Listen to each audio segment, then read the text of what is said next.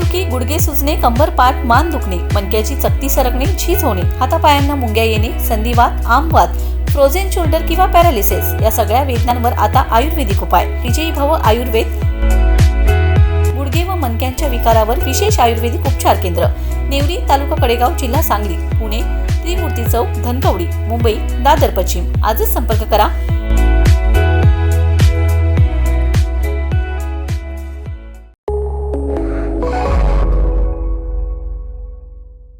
नमस्कार, मी मयुरी आणि आपण पाहत आहात 7 स्टार न्यूज. राज्य शासनाच्या सर्वसाधारण रस्ता अनुदान योजनेअंतर्गत खानापूर विधानसभा मतदारसंघातील नागरी भागातील रस्ते व पायाभूत सुविधांच्या विकासासाठी एकूण रुपये 1,52,00,000 निधी मंजूर झालाय. हा निधी खानापूर विधानसभा मतदारसंघाचे आमदार सुहास अनिलभाऊ बाबर यांनी उपमुख्यमंत्री तथा नगरविकास मंत्री नामदार एकनाथजी शिंदे साहेब यांच्याकडे केलेल्या पाठपुराव्यामुळे मिळालाय. या निधीमुळे मतदारसंघातील नगर परिषद व नगरपंचायत क्षेत्रातील रस्ते विकास कामांना मोठी गती मिळणार आहे. मंजूर झालेल्या निधीमध्ये विटा नगर परिषदेला 84.19 लाख रुपये, खानापूर नगर पंचायतीला 33.68 लाख तसेच आटपाडी नगर पंचायतीला 33.68 लाख असा निधी मंजूर झालाय. या निधीतून शहरांमधील रस्त्यांची दुरुस्ती, मजबूतीकरण व इतर पूरक विकास कामे करण्यात येणार आहेत. त्यामुळे शहरातील वाहतूक अधिक सुरक्षित व सुरळीत होण्यास मदत होणार आहे, अशी माहिती आमदार सुहास बाबर यांनी दिली.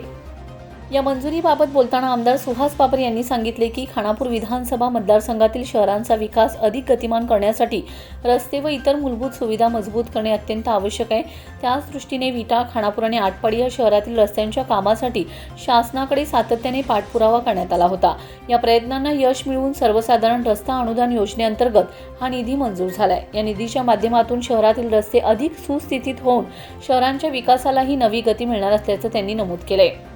पुढे बोलताना आमदार बाबर म्हणाले, खानापूर विधानसभा मतदारसंघाचा सर्वांगीण आणि संतुलित विकास हेच आपलं ध्येय असून ग्रामीण तसेच नागरी भागातील विकास कामांना प्राधान्य दिलं जात आहे. आगामी काळातही मतदारसंघातील रस्ते, पाणी, शेती, शिक्षण व पायाभूत सुविधांच्या विकासासाठी शासन स्तरावर सातत्याने पाठपुरावा सुरू राहणार असल्याचं त्यांनी स्पष्ट केलंय.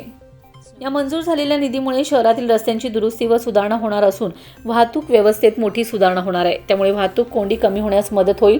तसेच शहरातील दैनंदिन वाहतुकीला गती मिळून व्यापारी, विद्यार्थी व नागरिकांना मोठा दिलासा मिळणार आहे. Bureau report 7 star news.